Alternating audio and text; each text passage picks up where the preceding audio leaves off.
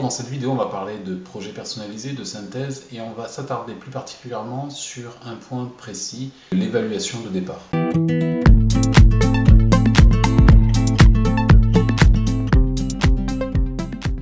Bienvenue sur la chaîne, je m'appelle Mathieu, je suis éducateur spécialisé. Si c'est la première fois que vous venez, je vous invite à vous abonner et à activer la cloche pour être au courant des nouvelles vidéos. Alors dans le métier d'éduc, on est souvent amené à effectuer des écrits. Pour les construire, ces écrits, en fait, je vais vous donner un petit peu les domaines. Et en introduction, au-delà des items, des domaines que je vais vous formuler de manière très précise, presque de manière exhaustive, puisque ça, j'ai toute une liste comme ça que j'utilise.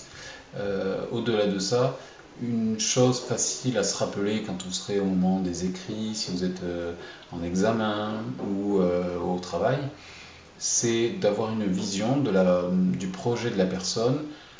Et je retiens, j'ai quelque chose de mémotechnique, je pense toujours à biopsychosociaux. Prendre les choses sous l'angle biologique, sociologique et psychologique. Biologique, c'est-à-dire de point de vue du corps. Qu'est-ce qu'on peut en dire d'un point de vue biologique? Qu'est-ce que ça a comme conséquence sur le corps, la santé directement de la personne? Biopsychosociaux, psychologique, qu'est-ce que ça induit sur sa psychologie? Est-ce que ça va l'amener à être dépressive, ou est-ce que ça va améliorer justement son état général psychologique? Et puis sociologique, par rapport au groupe, par rapport à la société, comment elle s'insère, est-ce que ça joue ou pas, qu'est-ce qu'on peut en dire?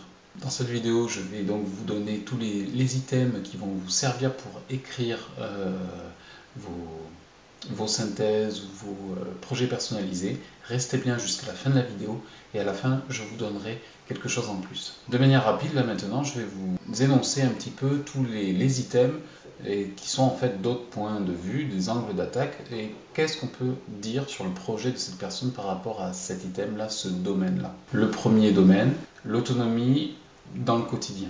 Et là, on va parler de comment il s'habille, comment il s'alimente, comment il se déplace, un petit peu de manière générale. Après, sa capacité à s'occuper seul, supporter la solitude ou pas, occuper ses temps libres ou pas, près d'un point de vue cognitif. Est-ce qu'on peut dire des choses sur sa manière de raisonner, sur sa mémoire, sur la prise de décision? Notre item, c'est la communication sociale et le langage. Donc plutôt sa manière de s'exprimer, que ce soit à l'oral, à l'écrit. Est-ce qu'il va plus communiquer avec des images, des pictos? Est-ce qu'il connaît les règles de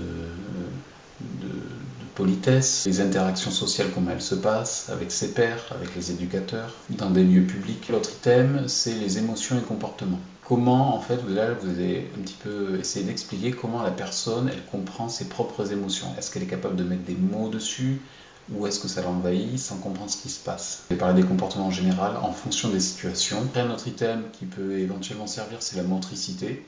Donc la motricité globale, la motricité fine. Un autre item encore, c'est le côté sensoriel, c'est-à-dire est-ce qu'il a des difficultés, ou est-ce qu'il a une manière particulière d'être sensible au son, à la lumière, sa manière en fait de ressentir l'environnement. Après, un autre item, ça va être le côté somatique, donc la santé physique. Il faudra toujours respecter le secret médical quand on écrira sur cet item-là, et avec le consentement de la personne.